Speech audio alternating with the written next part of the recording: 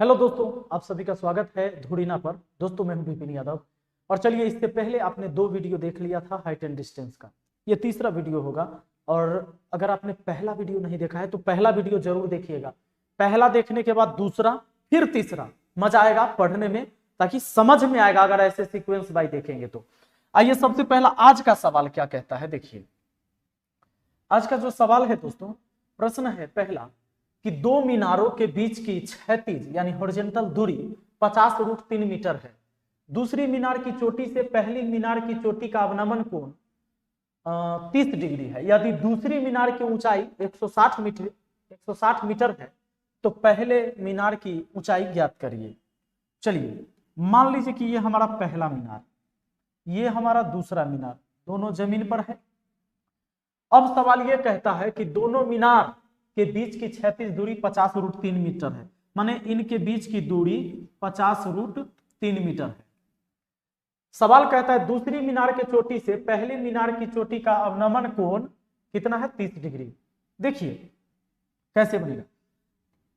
ये मीनार की ऊंचाई इतनी है तो नेचुरल तो ऐसे जाना चाहिए था, लेकिन मतलब एंगल बनता ऊपर देख रहा है, तो यहां से क्या है कि इसका अवनमन कोण बोला गया है कितना है, 30 डिग्री, ठीक ना। तो दृष्टि रेखा और क्षैतिज रेखा के बीच जो है ये कोण बना कितना का, 30 डिग्री का। अब सवाल ये है, कहता है यदि दूसरी मीनार की ऊंचाई 160 मीटर है तो पहली मीनार की ऊंचाई ज्ञात करिए। दूसरी का कितना है, 160 मीटर। 160 मीटर है तो इसकी ऊंचाई बतानी है। दोस्तों इतना हमको पता हो जाए तो टोटल पता है 160, टोटल पता है कितना, 160। टोटल में से इतना हटा देंगे तो ये जो निकल जाएगा वो इसके बराबर होगा, बस आपका आंसर हो जाएगा। तो एक बात बताइए, यहां 30 है। अच्छा, एक बात और, यदि दूसरी मीनार की ऊंचाई 160 मीटर है, अच्छा यहां 50√3 है दोस्तों ये वाला, तो ये वाला भी तो हमारा 50√3 ही हो जाएगा, ठीक है ना। अच्छा, यहां कौन, यहां 30 डिग्री है तो ये तो 90 डिग्री है ही, ये 60 डिग्री होगा। और याद भी होगा आपको, पीछे मैंने बता दिया था, क्या बताया था याद है। अगर मान लीजिए कि ये 30 डिग्री है तो ये 60 डिग्री होगा ही, क्योंकि एक कोण 90 डिग्री होगा, समकोण त्रिभुज ही रहता है। तो अब बताइए, अगर 30 के सामने x है तो 60 के सामने √3x होगा, मैंने बताया था। और 90 डिग्री के सामने इस x का दुगुना यानी 2x हो जाएगा। यही रेशियो होता है तीनों। तो अगर 60 के सामने पता है और 30 के सामने वाला पता करना है, 60 के सामने वाला पता है, 30 के सामने वाला पता करना है। 30 डिग्री के सामने वाली भुजा, ये कोण के सामने की भुजा, इस कोण के सामने की भुजा और इस कोण के सामने की भुजा है ये। तो इसमें केवल आप √3 से भाग दे दीजिएगा तो देखिए इसके बराबर आ गया, यानी 30 डिग्री के सामने वाला के। तो 60 वाला के सामने है 50√3, इसमें √3 से भाग दे देंगे तो 30 डिग्री के सामने वाला आ जाएगा भुजा 50, यानी यहां से यहां तक 50 है। तो पूरा 160 में से 50 हटा दीजिए तो इधर 110, मतलब ये वाला भी कितना आ गया, 110 मीटर आ गया, 110 मीटर। कोई दिक्कत है क्या, कोई दिक्कत नहीं, बहुत सिंपल है। आइए अगला सवाल ध्यान दीजिएगा। प्रश्न कहता है, ध्यान दे, एक पतंग एवं भूमि पर एक बिंदु के बीच के धागे की लंबाई 102 मीटर है। यदि धागा समतल भूमि के साथ कोण ए इस प्रकार बनाता है कि tan a बराबर 15/8 है तो पतंग की ऊंचाई ज्ञात करें।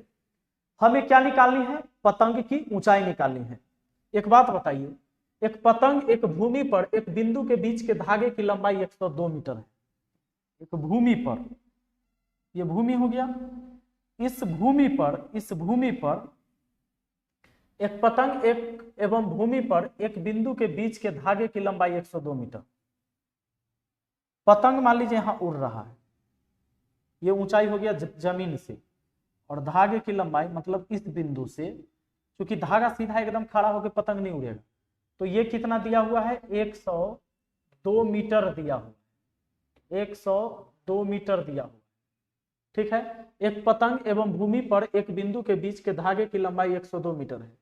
यदि धागा समतल भूमि के साथ कोण ए इस प्रकार बनाता है कि tan a बराबर 15/8 है, तो tan थीटा क्या होता है? लंब बटा आधार। दोस्तों यहाँ तो कोण ए बनाता है धागा समतल भूमि के साथ कितना कोण बनाता है?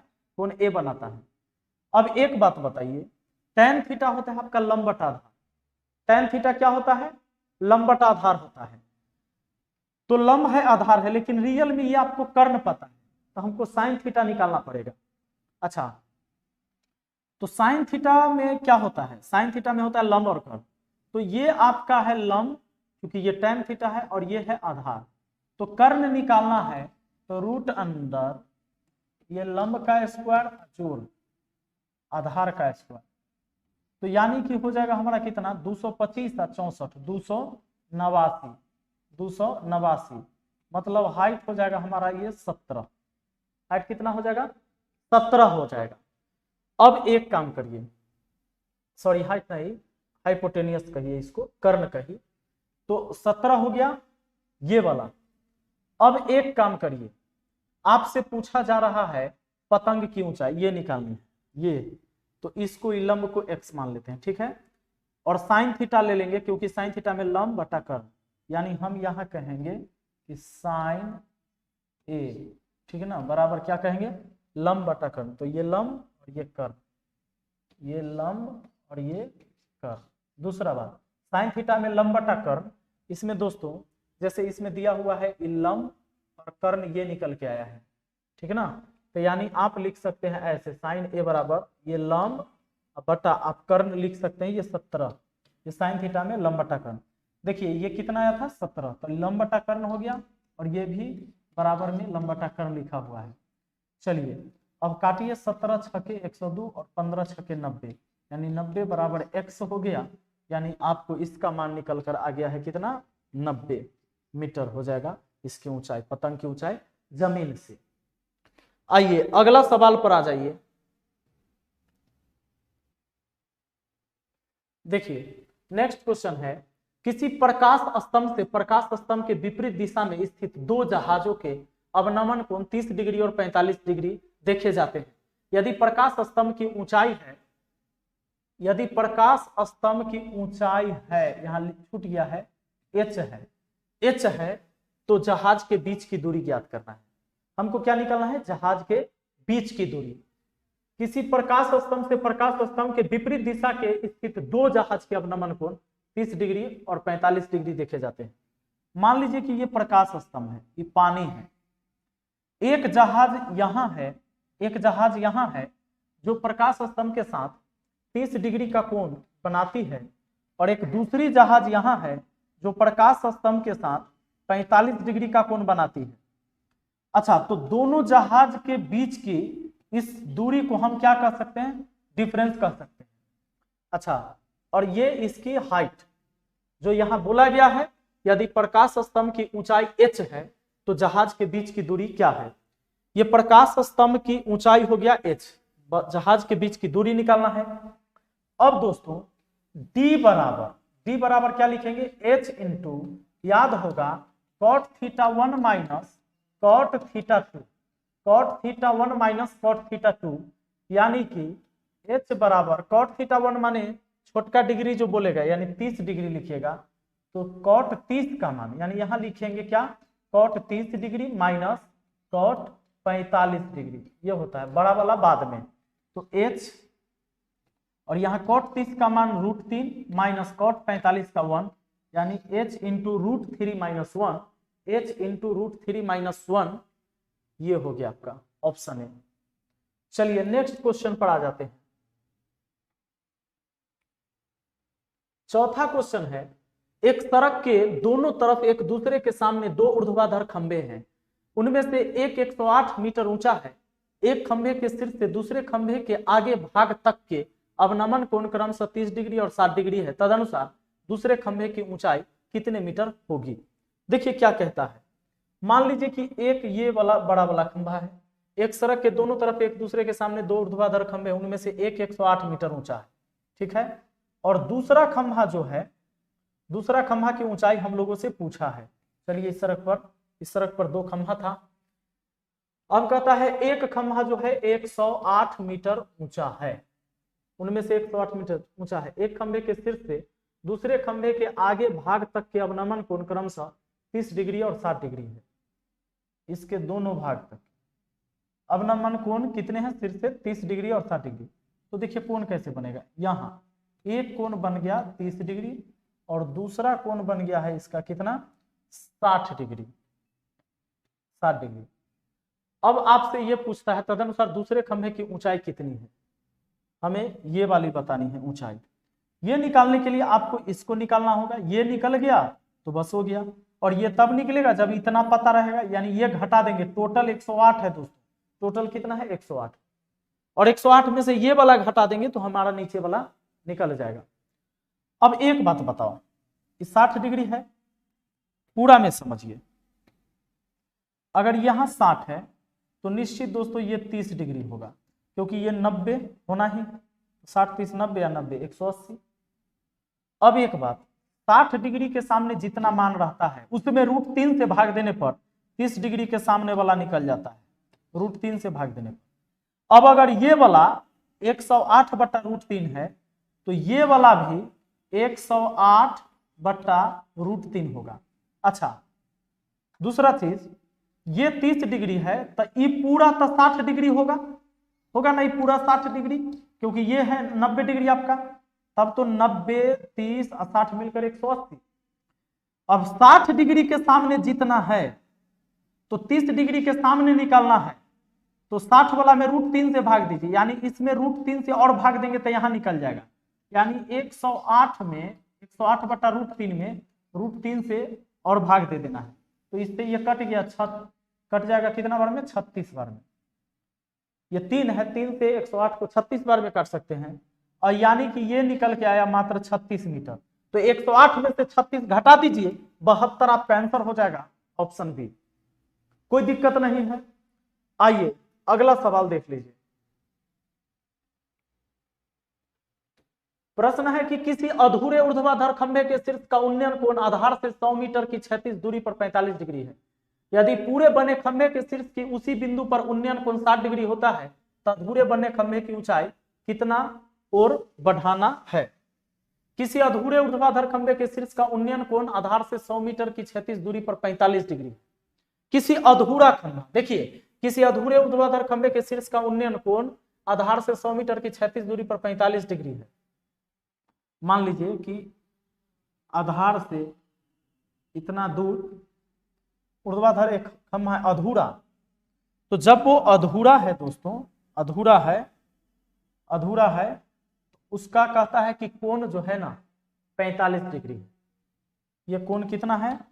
45 डिग्री है। लेकिन जब ये खंभा पूरा होता है तब कोण कितना हो जाता है? 60 डिग्री। इस जमीन के साथ कितना? 60 डिग्री। 60 पूरा हो गया, ठीक है। अब कहता है यदि पूरे बने खंभे के शीर्ष पे उसी बिंदु पर उन्नयन कोण 60 डिग्री है तो अधूरे बने खंभे की ऊंचाई को कितना और बढ़ाना होगा? कितना और बढ़ाना होगा? यहां से बढ़ाए थे ना इधर, तो वही बात पूछ रहा है, यहां से कितना और बढ़ाना पड़ेगा। एक चीज ध्यान दीजिए, एक डिस्टेंस दिया होगा, आधार से 100 मीटर दूरी है, यहां से आधार से ये कितना दूरी था? 100 मीटर दूरी था। अब एक बात बताओ, ये छोटा वाला त्रिभुज को चेक करो, छोटा वाला त्रिभुज को चेक करते हैं। अगर ये 100 है और ये 45 डिग्री का कोण है तो इसके सामने की भुजा देखो, ये भी 45, ये एंगल 45, क्योंकि ये छोटका त्रिभुज में, इसमें बात करिए, ये छोटा वाला त्रिभुज में अगर ये एक कोण 45 है तो ये भी 45 होगा, 90, एक तो 90 है ही, तो ये 45 के सामने 100 मीटर, तो इस 45 के सामने भी 100 मीटर होगा। तो 100 मीटर कहाँ से कहाँ तक? यहाँ से यहाँ तक, बस 100 मीटर हो गया, 100 मीटर। अब गौर करना दोस्तों, अगर 60 डिग्री लेते हैं, 60 डिग्री लेते हैं तो 60 डिग्री लेंगे ना तो ये हो जाएगा पूरा 30 डिग्री। अब किस त्रिभुज की बात करें हम? बड़ा वाला त्रिभुज की, ठीक है। तो 30 के सामने 100 है तो 60 के सामने की भुजा, इस 60 के सामने की जो भुजा ये वाला आया, ये पूरा निकल के आ जाएगा कितना? 30 के सामने वाला का √3 गुना, यानी 100√3 हो जाएगा, 100√3 हो जाएगा, 100√3। तो आपको निकालना है कितना, ये वाला। तो जब पूरा है 100√3 और इतना है 100, तो 100 घटा दीजिए, यानी 100√3 में से कितना घटाना होगा, 100। तो यानी कि 100 कॉमन हो गया, √3 - 1, ये हो जाएगा आपका आंसर। तो यहाँ ब्रैकेट लगा हुआ रहेगा, अब आपका आंसर हो गया 100 × √3 - 1। ठीक है, चलिए ऐसा ही एक और सवाल आपके सामने छठा होगा।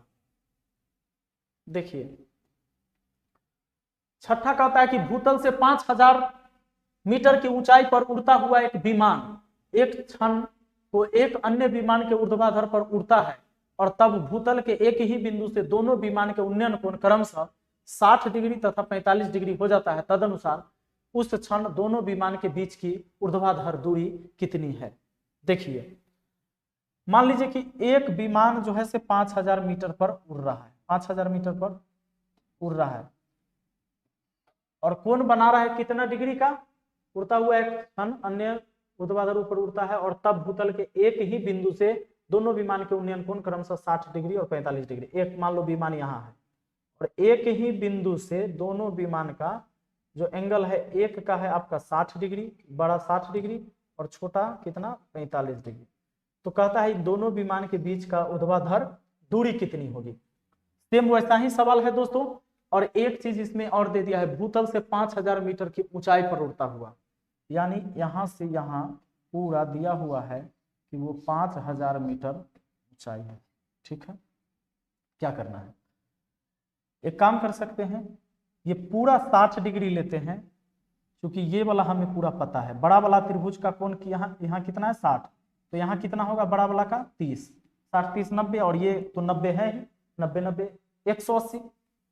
जब 60 के सामने 5000 है तो 30 के सामने 5000 का, क्योंकि 30 के सामने छोटा आएगा तो इसमें √3 से भाग दे दीजिए, 5000 बटा √3, ये हो गया 30 के सामने वाली भुजा। अब छोटा वाला त्रिभुज में हम बात करेंगे दोस्तों, छोटा वाला त्रिभुज की अगर बात करिएगा तो इस छोटे वाले त्रिभुज का यहां वाला कोण कितना है 45 डिग्री, ये है आपका 45 डिग्री। तो ये 45 है तो ये भी 45 से होगा। जब ये 45 है, अब सुनिए 45 के सामने अगर 5000 बटा √3 है तो इस 45 के सामने भी 5000 बटा √3 ही होगा, 5000 बटा √3 होगा, क्योंकि एंगल बराबर तो भुजा भी बराबर।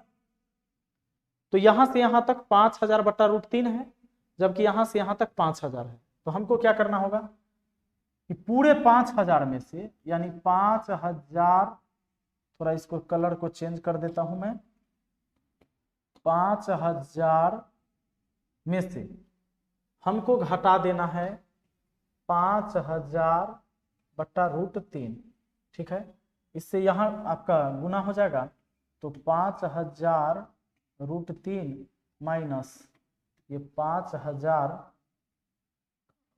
पूरे के बट्टा में आ गया √3।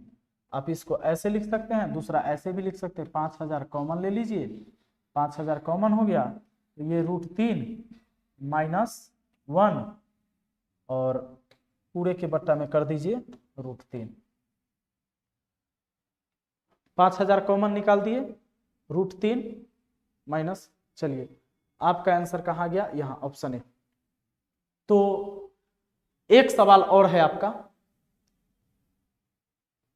वही बात है, क्या हुआ, वो गलत है। अच्छा ये ऑप्शन सही कर लीजिए, ये यहाँ ना गलती दिया हुआ है, 5000 होगा। नेक्स्ट क्वेश्चन, एक लड़का जो खेत के बीच में खड़ा है उत्तर दिशा में उड़ती हुई एक चिड़िया को 30 डिग्री के उन्नयन कोण पर देखता है और 2 मिनटों के बाद उसी चिड़िया को दक्षिण दिशा में 60 डिग्री के उन्नयन कोण पर देखता है। यदि वह चिड़िया 50√3 मीटर की ऊंचाई पर एक सीध रेखा में उड़ रही है तो उस चिड़िया की गति कितने किलोमीटर प्रति घंटा है। चिड़िया की गति, मान लीजिए दोस्तों ये जमीन है, जमीन पर कोई आदमी है, यहां से एक चिड़िया को इस दिशा से उड़ते हुए देख रहा है कि चिड़िया उड़ रही है, तो चिड़िया की हाइट ये हो जाएगी, चिड़िया जमीन से कितनी हाइट पर है, उसकी ऊंचाई दे दिया है कि जमीन से 50√3 मीटर की ऊंचाई पर एक सीधी रेखा में उड़ रही है। अच्छा, तो मान लीजिए कि जब आप उत्तर दिशा में देख रहे हैं तो उड़ते उड़ते चिड़िया आपके ऊपर से चली गई तो फिर उधर दक्षिण उसके अपोजिट चल जाती है। तो उसी तरह फिर वो आदमी देखता है कुछ देर में कि चिड़िया यहाँ तक आ गई है और वो आ गई यहाँ, और उसके दक्षिण दिशा में आदमी यहाँ था, उधर इधर उत्तर था तो इधर दक्षिण हो जाएगी। लेकिन वो कितनी ऊंचाई पर उड़ रही थी? 50√3 पर मीटर पर। अब पहले कोण बना रही थी कितना? देखिए 30 डिग्री, तो ये कोण आपका 30 डिग्री है। बाद में कोण हो गया कितना? 60 डिग्री। ठीक है, तो एक काम करिए, 30 डिग्री के सामने तो यहाँ हो जाएगा इस 60 के सामने की भुजा, अगर 60 यहाँ है तो 30 के सामने की भुजा हो जाएगा। दोस्तों एक बात बताओ, 30 के सामने 50√3 है, 60 के सामने लाना है तो बड़ा होगा, यानी एकरा में √3 से गुना होगा। तो सिर्फ इसमें √3 से गुना होगा तो √3 गुना √3 3, 50 की 150, 150 हो जाएगा यहाँ से यहाँ तक। तो फिर यहाँ से यहाँ तक निकल जाएगा।